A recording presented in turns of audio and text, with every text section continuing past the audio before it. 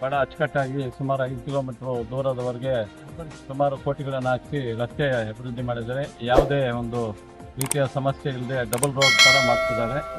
ಮತ್ತು ಮೊನ್ನೆ ಹೋದ ಒಂದು 15-20 ದಿನಗಳ ಹಿಂದೆ ಬಾಗೇಪಲ್ಲಿ ಸರ್ಕಲ್ನಿಂದ ರೈಲ್ವೆ ಟ್ರ್ಯಾಕ್ವರೆಗೂ ಬಾಗೇಪಲ್ಲಿ ರೋಡ್ ಕೂಡ ಡಬಲ್ ರೋಡ್ ಮಾಡಬೇಕು ಅಂತ, ಮತ್ತು ಕರ್ಪಲ್ಲಿಯಿಂದ ಹೊರಮಲ ರೋಡು ಅದು ಕೂಡ ಡಬಲ್ ರೋಡ್ ಮಾಡಬೇಕು.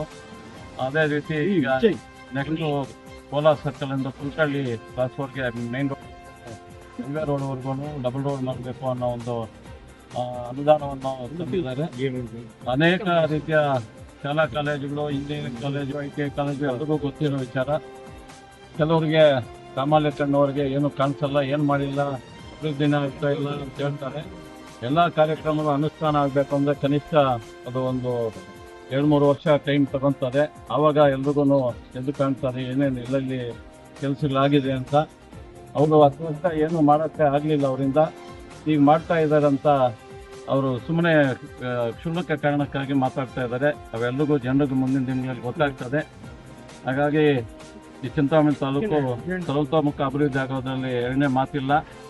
ಈಗ ರಾಮಕುಂಟೆಯಲ್ಲಿ ಒಳಾಂಗಣ ಕ್ರೀಡಾಂಗಣ ಮತ್ತು ಸಿವಿಲ್ ಬಸ್ ಸ್ಟ್ಯಾಂಡು ಅದಕ್ಕೂ ಕೂಡ ಹತ್ತಿರದಲ್ಲಿ ಗುದ್ಲಿ ಪೂಜೆಗಳನ್ನು ಮಾಡೋದು ಕಾರ್ಯಕ್ರಮ ಇಟ್ಕೊಂಡಿದ್ದಾರೆ.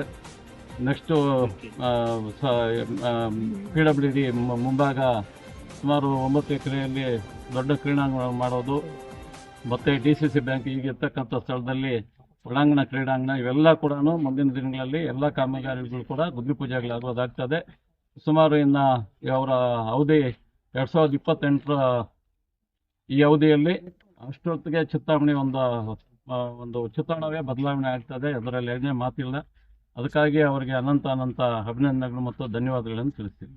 ಇವತ್ತಿನ ದಿನ KUDE ಅಂತ ಒಂದು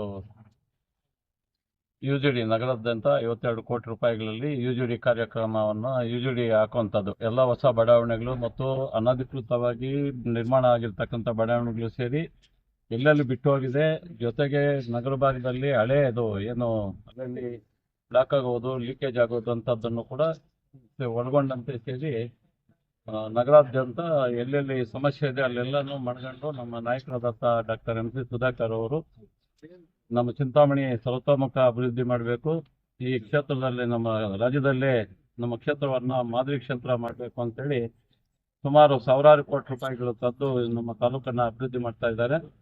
ಅದೇ ರೀತಿ ಇಲ್ಲಿ ವಾಯುಪುತ್ರ ನಗರ ಮತ್ತು ಪಕ್ಕದ ವಾರ್ಡು 30ನೇ ವಾರ್ಡ್ನ ಗಣೇಶ್ ನಗರ, ಇದು ನಲ್ಗುಟ್ಟ ಏರಿಯಾದಲ್ಲೂ ಇಲ್ಲಿಂದ ಶುರುವಾಗಿ ನಗರ ಭಾಗದಲ್ಲಿ ಎಲ್ಲ ಕಡೆ UGD ಮುಕ್ತ ನಗರವನ್ನಾಗಿ ಮಾಡಬೇಕು.